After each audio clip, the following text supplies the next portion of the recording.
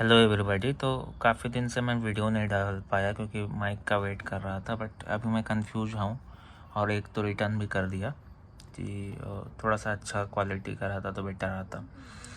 तो अभी मैं देखो बहुत काम की चीज़ बता रहा हूँ। तो काफ़ी लोग पूछ रहे थे पढ़ते कैसे हैं, मतलब याद कैसे रखना है लंबे टाइम के लिए। तो वीडियो पूरा अच्छे से देखना है ना, ज़्यादा लंबा वीडियो नहीं जाएगा, एकदम अच्छे से देखना तभी अच्छे से समझ पाओगे, ठीक है। तो अभी मैं बताते हूँ कि पढ़ना कैसे है यूपीएससी के लिए।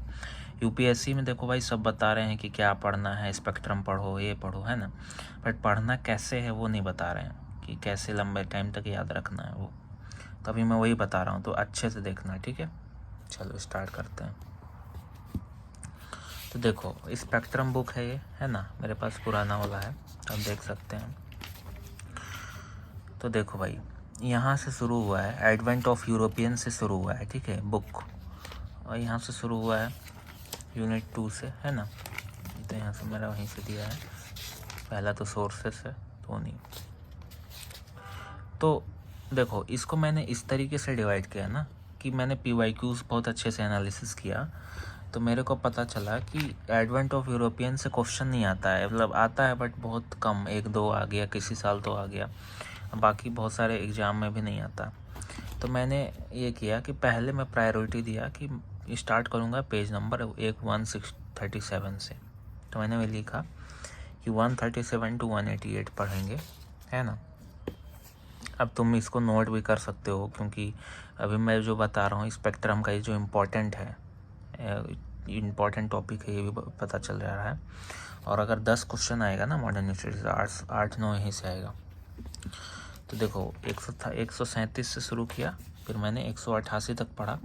अब यहाँ पे देखो जो 1857 का रिवोल्ट से पहले जो अपराइजिंग हुआ था, सिविल अपराइजिंग में चुआर अपराइजिंग, सन्यासी रिवोल्ट हुआ था ना, फिर ट्राइबल रिवोल्ट, मुंडा रिवोल्ट, फिर ये सब हुआ था। तो उससे क्वेश्चन आते हैं भाई, 2020 में भी आया था यूपीएससी सीएससी प्रीलिम्स में, तो ये बहुत इम्पोर्टेंट है। उसके बाद 1857 से पहले का रिवोल्ट, फिर 1857 का रिवोल्ट आया, ठीक है। तो उसके पीछे पूरा लॉजिक है, क्या कॉजेस था, बिगिनिंग कैसे हुआ, सेपरेशन कैसे हुआ। उसके बाद ये देखो, उसके बाद आके रिफॉर्म मूवमेंट, बट ये नहीं पढ़ना है ये, क्योंकि ये एक स्टोरी होता है ना, माइंड में एक स्टोरी के फॉर्म में पढ़ो, तो ये रिटेन नहीं कर पाएगा माइंड अगर ये पढ़ोगे तो मैंने इसको एक ऑर्डर तो आपको बता रहा हूँ कि 137 to 198 पढ़ा, फिर 254 से पढ़ना है। क्यों? क्योंकि 1857 के बाद क्या हुआ वो दिया है यहाँ पे। 254 से स्ट्रगल बिगेंस हुआ, है ना, नेशनलिज्म का स्टार्ट हुआ इंडिया में, मॉडर्न नेशनलिज्म आया। उसके बाद जो मॉडर्न पॉलिटिकल आइडियाज़ थे वो आए, प्रेस आया। उसके बाद इंडियन नेशनल कांग्रेस फॉर्म हुआ, है ना। उसके बाद मिलिटेंट नेशनलिज्म हुआ। इंडियन नेशनल कांग्रेस में दो तरह के मूवमेंट थे, एक मॉडरेट वाला, है ना, मॉडरेट, और मॉडरेट भी था, इसको एम से डिनोट करते हैं, एक एक्सट्रीमिस्ट था और एक रिवॉल्यूशनरी था, तीन आया ना। तो वो आया, तो मिलिटेंट नेशनलिज्म आया, फिर रिवॉल्यूशनरी एक्टिविटीज़ का आया। अब देखो ईयर वाइज दिया है, 1857 से स्टार्ट हुआ नहीं, 1857 से स्टार्ट हुआ रिवोल्ट, 1857, उससे पहले भी रिवोल्ट हो रहे थे।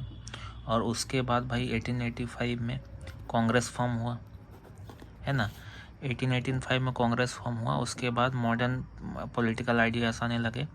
तो जो अर्ली फेज था, है ना, 1896 से लेके 1905 तक, ये बोल सकते हैं हम लोग। तो यहाँ पे जो है वो अर्ली मॉडरेट्स का फेज था, फिर एक्सट्रीमिस्ट भी बनने लगे, और 1907 में जो है वो दोनों सेपरेट हो गए, सूरत सेशन में दोनों मॉडरेट और एक्सट्रीमिस्ट सेपरेट हो गए। फिर रिवॉल्यूशनरी आया, रिवॉल्यूशनरी फेज़ आया, ठीक है, 1907 से। उसके बाद 1907 से 1917 तक चला। फिर 1919 में 1919 में मोंटागो चेम्सफोर्ड रिफॉर्म्स आया। उसके बाद गांधी का फेज़ आया, ठीक है। गांधी के फेज़, गांधी ने तीन किए मूवमेंट। पहले तो चंपारण किया, खेड़ा किया, है ना, खेड़ा सत्याग्रह किया, और एक था चंपारण, खेड़ा, और एक था ओहो, माइंड में नहीं आ रहा। चंपारण है ना, देख लेना क्या था, ये तीनों था। कमेंट करना क्या था एक और। उसके बाद देखो भाई, इसके बाद जो है वो नॉन कोऑपरेशन मूवमेंट स्टार्ट हुआ 1919 1920 टू 22 तक चला। चौरी चौरा इंसिडेंट में ख़त्म हो गया। उसके बाद ये आया, उसके बाद अब मैंने यहाँ से लिखा है कि 254 तो 356 पढ़ेंगे, और 356 अब यहाँ पेज थोड़ा ऊपर नीचे है तो देख लेना। जो स्वराजिस्ट फेज था 357 से लेके यहाँ से स्टार्ट करेंगे। साइमन कमीशन आया, नेहरू रिपोर्ट आया 1929 का। उसके बाद सिविल डिसोबीडियंस मूवमेंट हुआ है ना, जिसको हम लोग सॉल्ट सत्याग्रह भी बोलते हैं, वो हुआ।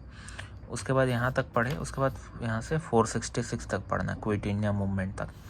अब भाई देखो इससे क्या हुआ ना, अभी एकदम ध्यान से सुनना। 1857 से पहले से जो रिवॉल्ट चला, 1857 से हम लोग आ गए 1940-42 के फेज में, मतलब जो क्विट इंडिया मूवमेंट है वहाँ तक आ गए। और एक माइंड में एक स्टोरी हो गया कि 57 के रिवॉल्ट के बाद कांग्रेस फॉर्म हुआ। कांग्रेस के फॉर्मेशन के बाद जो है वो एक रिफॉर्म मूवमेंट आया है ना, 3 तरह के मूवमेंट आया, मॉडरेट्स आए, फिर एक्सट्रीमिस्ट आए, रिवोल्यूशनरी आए, है ना। उसके बाद उसमें सेपरेट इलेक्टोरल रेट आया, मोर्लेमेंटो रिफॉर्म आया, मोंटागो चेम्स फंड आया। उसके बाद नॉन कोऑपरेशन मूवमेंट शुरू हुआ है ना। नॉन कोऑपरेशन मूवमेंट के बाद फिर ये चौरी चौरा में ख़त्म हो गया। फिर साइमन रिपोर्ट, साइमन कमीशन आया 1927 में, तो वो हुआ। उसके बाद जो है वो राउंड टेबल कॉन्फ्रेंस हुआ। उसके बाद सिविल डिसोबीडियंस मूवमेंट आया, CDM मूवमेंट हुआ। उसके बाद बाकी भी और हुआ, लास्ट में क्या हुआ, क्विट इंडिया मूवमेंट। तो इस तरीके से भाई माइंड में एकदम स्टोर होना चाहिए ना इन्फॉर्मेशन, इस तरीके से पढ़ना होता है कि देखो ना, बुक का जो इंडेक्स है ना वो पहले देखना है। जैसे ये इंडेक्स है, ये देखना, और ऐसे पढ़ना है। ज़रूरी नहीं है कि सीरियल वाइज पढ़ो, ये पढ़ो उसके बाद पढ़ो, ठीक है। अभी मैं एक और चीज़ बता रहा हूँ, ये ध्यान से सुनना। इतना हम लोग पहले पढ़ेंगे, उसके बाद 3 चीज़ पढ़ेंगे, है ना। रिफॉर्म मूवमेंट पढ़ेंगे जितना भी था सारा, जिसमें सारे राजा राम मोहन रॉय से स्टार्ट होगा, वो सारा रिफॉर्म मूवमेंट आ जाएगा। फिर ब्रिटिश गवर्नेंस सिस्टम कैसा था उसके बारे में पढ़ेंगे, और लीडर्स और उनका कंट्रीब्यूशन, जितने भी लीडर्स थे ना उनका, और उनका कंट्रीब्यूशन में उनका न्यूज़पेपर क्या था, उनका क्या था, वो सब वो हुआ। उसके बाद एक एडवेंट ऑफ यूरोपियंस भी पढ़ना है ना, ये भी पढ़ लेना। तो देखो इतना स्टोरी हम लोग माइंड में स्टोर कर लिए। मॉडर्न हिस्ट्री का मेजोरिटी यही है। उसके बाद रिफॉर्म मूवमेंट, ये 4 चैप्टर और पढ़ लिए। इतना ही से भाई 10 क्वेश्चन आया ना, तो 80 to 90% क्वेश्चन, 8 से 9 क्वेश्चन यहीं में से आएगा। और ये मैं कैसे बोल रहा हूँ, मैंने PYQs बहुत अच्छे से देखे किए, उसके हिसाब से बोल रहा हूँ। अब इसको सीरियल वाइज टीचर लोग घिस पीट के मैं बता रहा हूँ ना, टीचर लोग क्या है प्रॉब्लम। अब इसी को 2 महीना खींचेगा, अरे भाई 2 महीना का है ही नहीं ये प्रीलिम्स का सिलेबस, इतना ही सिलेबस है। क्यों बच्चे को ज़बरदस्ती खिला रहे हो एकदम इतना कचरा, इतना ही है उसको एकदम। वो लोग और क्या क्या बुक से करेगा, एक ही बुक पढ़ो ना। इस बुक को आप 10 बार पढ़ो। देखो मेरा क्या हाल हो गया है बुक का, मेरा देख रहा है ना। तो मैंने इसको बहुत बार ऐसे करके पढ़ा है, ऐसे करके हाईलाइटेड भी होगा। तो इस तरीके से एक बुक को इतना पढ़ो ना कि मतलब ये हो जाए, मतलब इसी से हो जाए। 2 महीना खींच रहे हैं उसको ज़बरदस्ती। और यहाँ पर लास्ट में दिया भी है लीडर और उनका कंट्रीब्यूशन। जैसे न्यूज़पेपर ये पूछता है भाई, देखो महारत्ता पूछता है, स्वदेश मित्रा, ये सब पूछता है, न्यूज़पेपर बहुत पूछता है। तो ये सब इम्पोर्टेंट है ना। यहाँ पे समरी में दिया है, प्रेजेंट मोमेंट भी दिया है। तो ये इसका ईयर याद रखना, इसका लीडर याद रखना, मेन इम्पोर्टेंट लीडर। उसके बाद इंडियन नेशनल कांग्रेस में से ये इम्पोर्टेंट है कि जो थे ना, क्या नाम था उनका, ये जितने भी ये थे गवर्नर जनरल लोग थे और उनका क्या कंट्रीब्यूशन था वो। तो इस तरीके से पढ़ना है, ठीक है। तो ये पूरा वीडियो अच्छे से देखो, इसको समझो कैसे किया, कैसे पढ़ना है, हाउ टू रीड। मतलब कोई भी बुक में पहले खुद से एक प्रायोरिटी ऑर्डर बनाओ। समराइज़ कर रहा हूँ मैं, प्रायोरिटी ऑर्डर बनाओ और खुद से आइडेंटिफाई करो कि कौन इम्पोर्टेंट है, ज़्यादा किस पे देना। कवर टू कवर हर बुक नहीं पढ़ना होता। तो आप अगर आपको चाहिए कि कैसे, ये तो मैंने बताया कैसे पढ़ना है स्पेक्ट्रम का, और इसको आप नोट भी कर लो क्या क्या इम्पोर्टेंट है। अगर आपको हर बुक का चाहिए, हर सोर्स का कि क्या इम्पोर्टेंट है वो बता दो, तो वो मैं बता दूंगा और एक वीडियो लाऊंगा रिवीजन पे। ठीक है दोस्तों, bye, good night, take care.